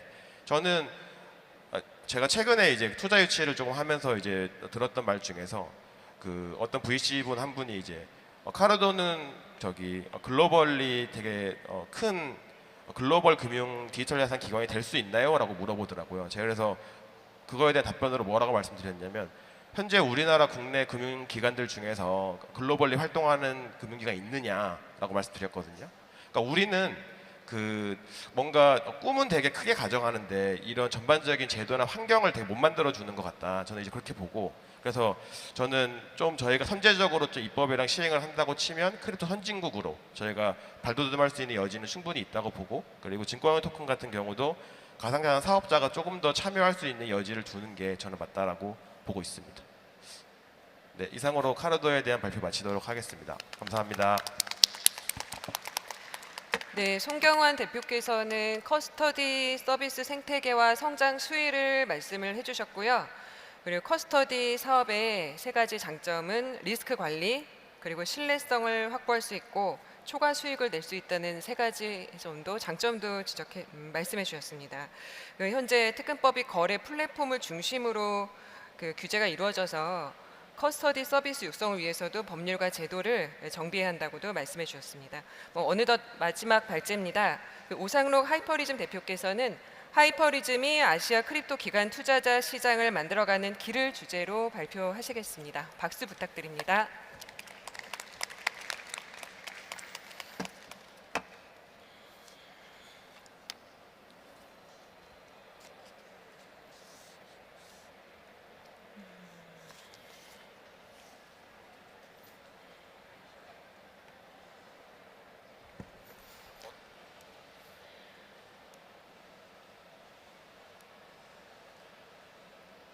슬라이드 어떻게 넘겨요?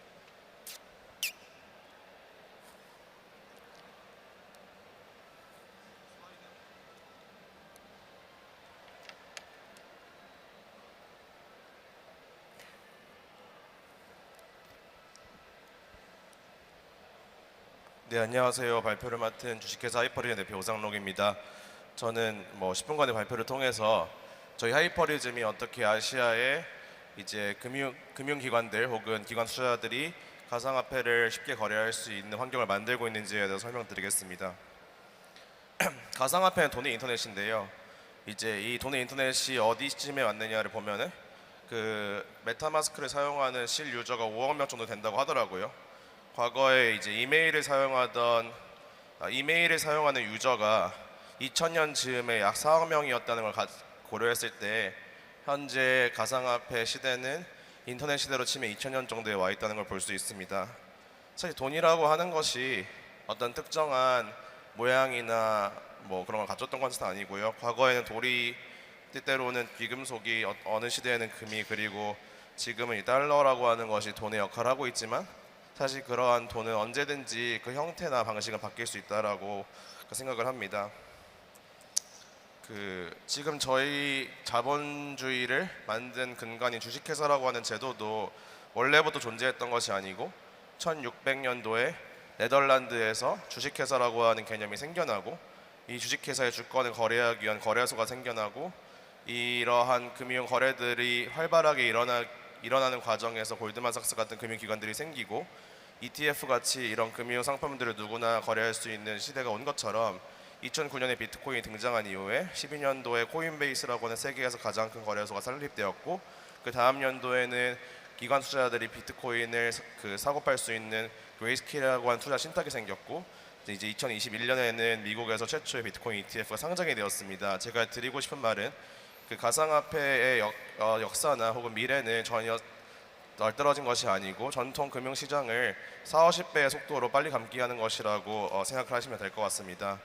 네, 돈이라고 가상화폐라는 것이 무엇이냐 많은 질문하시는데 저는 돈의 인터넷이라고 생각을 해요. 그래서 저희가 음악이나 영상이나 텍스트를 카톡으로 쉽게 주고받을 수 있는데 내가 가지고 있는 돈이나 주식이나 부동산을 미국에 있는 친구들한테 카톡으로 주고받을 수 없잖아요. 그게 이제 이 소유권에 대한 어떤 검증을 이제 현재는 합리적으로 할 수가 없었는데 이거를 블록체인이라고 하는 분산된 장부를 통해서 표준화된 방식으로 검증을 하면은 내가 카톡을 보냈을 때 내가 가진 돈이라던가 이런 것들을 친구에게 보낼 수 있는 이런 기술이라고 생각을 합니다. 여기까지가 이제 가상화폐에 대한 제 생각을 말씀드렸고요.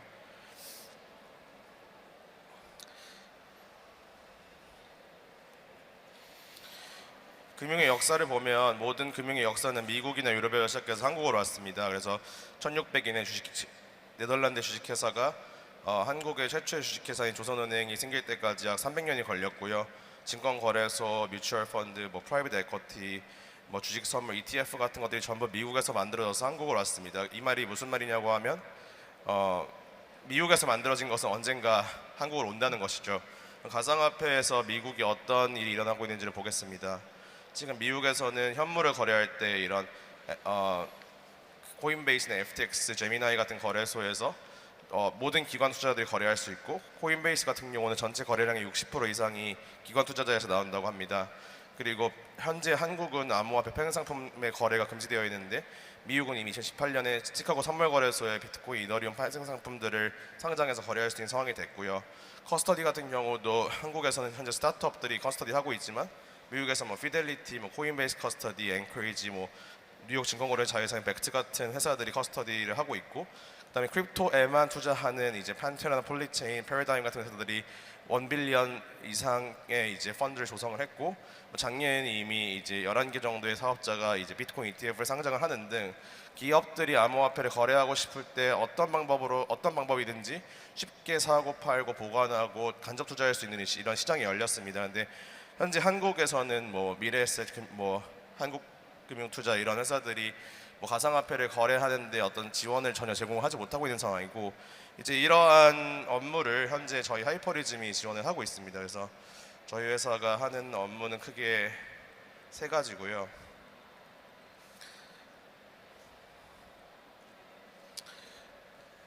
이제 이 그림을 보시면 저희 회사는 이제 그 기업 혹은 이제 금융기관들이 가상화폐를 거래하기 위해서 그 필요로 하는 다양한 서비스를 제공하는데요. 첫 번째로는 이제 OTC 브로커리지입니다. 내가 큰 규모의 암호화폐를 사고 팔기 위해서는 거래소에 가입해야 하는 복잡한 절차가 있고, 24시간 365일 거래를 하기 위해서 계속 호가창을 들여다봐야 되는 그런 귀찮음이 있고, 큰 규모의 거래를 하고 싶은데 업비트, 빗썸, 코인원, 코빗 등 다양한 거래소에 이제 유동성이 분산되다 보니까 모든 거래소에서 거래를 하더라도 거래 비용이 많이 발생을 하게 됩니다. 저희 회사는 이거를 장외 거래를 통해서 기업들이 길어도 24시간 내에 뭐 1,000억 원, 2,000억 원 이상 큰 규모의 거래를 한다고 하더라도 저희 회사가 다 거래를 지원을 장외로 하고 있고요. 장외 거래 외에도 이제 기업들이 뭐 T합이나 V합처럼 뭐 비트코인이 1,000만 원 이하로 떨어지면 사주세요, 뭐 5,000만 원 이상 올라가면 팔아주세요, 이런 대리 매매들을 제공을 하고 있습니다. 두 번째로는 이제 기업이 코인을 사면 뭘 하고 싶습니까? 돈을 벌고 싶지 않습니까? 내가 가지고 있는 코인들, 비트코인 10개를 100개로 만들고 싶고, 이더리움 1,000개를 2,000개로 만들고 싶은 게 이제 모든 기업들의 마음인데요. 이제 저희를 통해서 암호화폐를 산 기업들이 저희 회사의 펀드를 통해서 그 안정적으로 차익거래 방식으로 이제 운용을 할 수 있게 저희 도움을 드리고 있고요. 그 과정에서 저희가 앱토스라던가 이제 이런 그 고성능 블록체인의 커스터디 같은 것도 제공하고 있기 때문에, 기업은 이제 하이퍼리즘 통해서 암호화폐를 구매하고 처분하고 교환하고 운용하고 때때로는 이제 이런 것들을 옵션이나 선물 해지하고 또 이런 것들을 다른 곳에 옮기지 않고도 보관할 수 있는 이런 모든 서비스를 저희 회사 안에서 다 할 수 있기 때문에, 쉽게 말하면 저희 회사가 암호화폐 업계 골드만삭스나 미래에셋 같은 종합금융회사를 이제 지향을 하고 있습니다. 네, 그래서 이제 시임레스하게 한 회사 안에서 모든 거래들을 다 할 수 있고, 믿을 수 있는 거래를 할 수 있고, 저희 회사도 뭐 아까 말씀하신 가상자산 사업자로 등록되어 있는 회사고요. 베스트 프랙티스, 한국에서 저희 회사만큼 많은 규모의 거래들, 저희 회사가 한국에서만 약 300여 개 기업들과 거래를 해왔고, 누적 거래한 규모도 뭐 3조 원 이상인데요. 이제 이러한 거래 경험을 가진 회사 저희 회사밖에 없고, 네, 그렇습니다. 그래서 저희 회사의 주요 지표들을 말씀드리면, 현재 뭐 저희 회사가 운용하고 있는 헤지펀드 같은 경우에는 350 밀리언, 한화로 5천억 정도 되고, 벤처 펀드 같은 경우에 1,500억 정도 됩니다. 그리고 저희가 올해 상반기에만 600 밀리언 정도, 한화로 한 8천억 정도 규모의 이제 OTC 브로커리지를 이제 국내 300여 개 기업들과 거래를 했고요. 현재 저희는 한국, 일본, 홍콩, 싱가포르, 러시아, UAE 등 7개 지역에서 300여 개 정도, 350여 개 정도 기업들과 거래를 하고 있습니다. 네. 저희 회사가 제공하는 이제 자산운용 서비스는 마켓 뉴트럴 펀드라고 해서 롱과 숏의 노미널 밸류가 0이 되도록 포지션을 잡아서 시장 전체에 대한 노출은 줄이고, 다양한 암호화폐 할인상품 사이에 발생하는 비효율적인 기회들만을 차익 거래하는 이제 펀드고요. 그래서 이 그래프를 보시면 이제 빨간색은 비트코인 가격이고, 파란색은 저희 회사의 이제 누적 수익률인데요. 비트코인이 떨어지는 구간에서도 꾸준한 수익을 창출하는 것을 알 수 있습니다.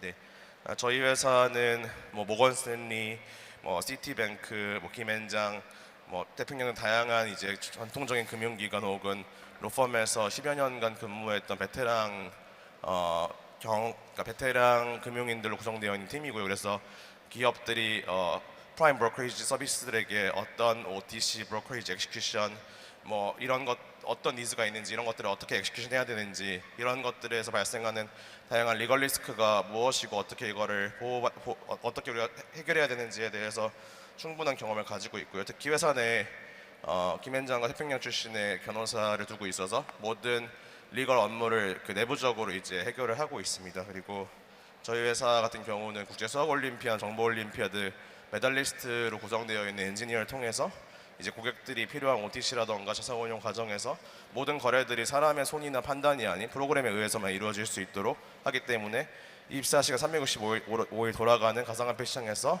이제 시장의 비효율적인 기회들을 효율적으로 찾아내서 거래하는 그런 인프라스트럭처를 가지고 있고요. 네, 이런 것들을 통해서 저희가 기업들에게 손실 없이 아주 안정적인 시장 중립적인 펀드를 계속 선보이고 그리고 전 세계에서 가장 좋은 OTC 쿼트 프라이스를 드릴 수 있는 그런 회사로 거듭나고자 합니다. 네, 네, 제 발표는 여기까지 하겠습니다. 감사합니다.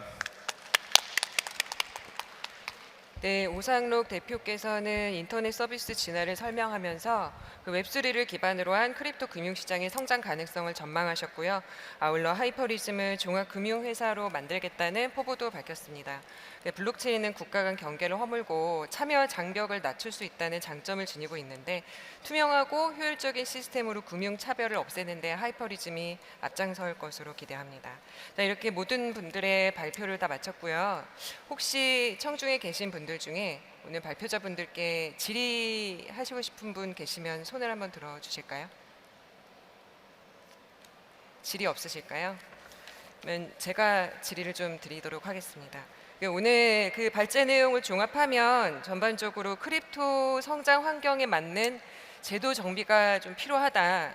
거기에 대해서 답답함도 토로를 하셨고 그리고 좀 제언을 많이 해주셨는데 우선은 그 정유신 원장님께 지금 시점에서 그 앞으로 규제 전망을 어떻게 보고 계시는지 기대를 해도 되는 건지 아니면 어렵다면은 우리가 좀 어떻게 의견을 모으고 뜻을 모으면 될지 좀 말씀 궁금합니다.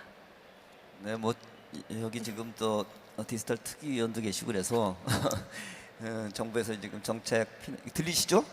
네, 들리시죠? 네. 네.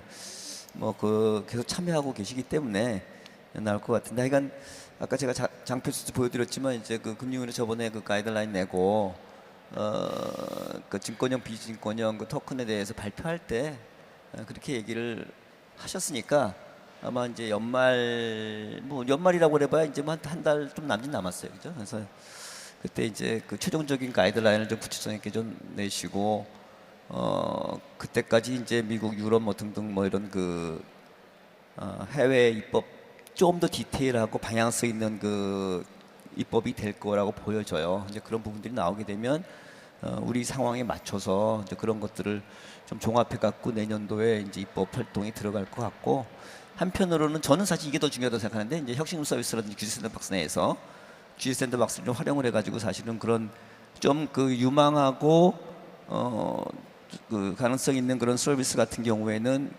규제를 없다는 전제하에서 그건 뭐 이제 대상이나 뭐 시간이나 뭐 이런 것들을 좀 제한적으로 해가지고 정말 시장에서 소비자들이 좋아하는가를 좀 판별해가지고 그게 제일 중요한 거죠. 그렇게 해서 그렇다 하면은 사실 이제 그런 것들을 좀 우선적으로 적용시킬 수 있도록 하는 게 중요한데, 이제 그렇게 하겠다고 얘기는 하셨어요. 저는 이제 아까 제가 이제 우리나라가 좀 선제적으로 좀 했으면 좋겠다는 것도 입법도 좀 필요하지만 그런 조치들을 통해서 트랙 레코드를 만들면, 그러니까 예컨대 증권형 그 토큰 같은 경우에도 저는 뭐 이런 말하면 좀 싫어하는 분들도 있을 수 있지만 너무 처음부터 범위를 크게 하지 않더라도, 사실 너무 크게 하면 좀 겁나잖아요. 사실 증권 당국도 그렇고 뭐 사고 나면 그러니까 좀 처음에는 좀 줄여서 하더라도 그런 가이드라인 좀 명확히 하고 그 트랙 레코드를 많이 쌓으면 그런 걸 통해 가지고 어떤 것들이 좋고 어떤 것들이 문제가 될 수 있으면 빨리 보완할 수 있잖아요. 근데 한국은 사실은 테스트 마켓 성격이 굉장히 좋다는 건 글로벌 이미 다 알려져 있기 때문에 그런 것들을 좀 잘 우리가 좀 축적을 해놓으면 글로벌 리더로서 치고 나가는데 도움이 상당히 될 거라고 보는 거예요. 그래서 좀 그런 거를 물론 좀 디테일하게 들어가면 좀 어려움이 있을 수 있지만 좀 그런 기준을 갖고 하는 게 좋지 않겠는가 이렇게 생각을 하고, 제가 아까 장표에서는 말씀 안 드렸지만 저는 그냥 개인적으로는 그렇게 생각하는 거예요. 전 좀 낙관적인 스타일인데, 그러니까 지금 우리 전체적인 시스템이 사실은 버티컬한 효율성을 추구하는 플랫폼이에요. 전체적으로 지금 다.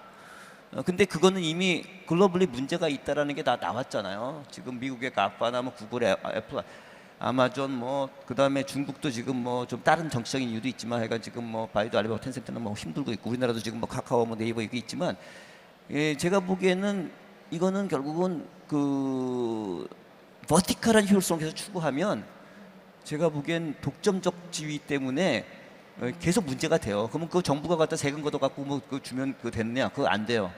왜냐하면 그거는 저 자본 시장 메커니즘 작동을 하지 않기 때문에. 그래서 제가 보기엔 결국은 이렇게 버티컬한 시스템으로 계속할 수는 없다라고 봅니다. 그래서 결국 이제 그런 문제가 생기면 그걸 해결하려고 대자본과 천재들이 뛰어 들어올 텐데 그럼 저는 해결할 거라고 봐요. 그게 이제 아까 그 블록체인의 슈퍼 호라이즌트라는 어떤 그런 시스템이 반드시 필요한 이유고, 근데 그게 지금 가성비가 안 나오고 기술적으로 완성도가 낮아서 잘 안 되는데 저는 해결이 안 되면 안 되는 거예요. 구조적으로. 그래서 그런 쪽으로 가게 될 거라고 보고 그런 사이에 우리는 지금 준비를 정책적으로나 그 민간 기업들이 좀 서둘러서 치고 나가야 된다라는 그런 방향성이 굉장히 중요하다고 생각합니다. 예. 네, 말씀 감사합니다. 정 변호사님도 아무래도 거기 계시니까 규제 전망 말씀 좀 부탁드릴게요. 시간이 너무 짧아가지고요.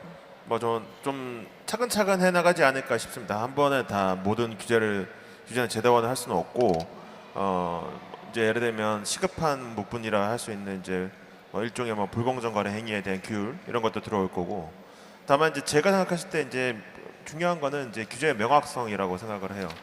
지금 또 시장에서 제가 아까 말씀드렸듯이 그림자 규제가 좀 많이 있습니다. 그래서 이 그림자 규제 부분을 명확하게 하는 것이, 그러니까 그거를 하지 말자 하고 하자 이런 것보다도 좀 명확하게 하는 부분이 필요할 것 같아서 저도 아까 정유신 원장님 말씀하셨던 부분을 좀 많이 감안을 해가지고 정책 자문 활동을 하고 있는데 좀 적정한 의견 드릴 수 있도록 할 거고요. 근데 당장의 해답은 사실은 EU의 미카 안에 좀 있다고 생각을 합니다. 그러니까 그래서 EU의 미카 규제의 내용에 대해서 지금 시간이 없어서 말씀 못 드리는데 그 규제 내용이 어느 정도의 해답인데 그것을 한국적인 상황에 어떻게 달리 적용하거나 가지고 올 수 있을 것인지가 좀 남은 과제다라고 볼 수가 있을 것 같아요.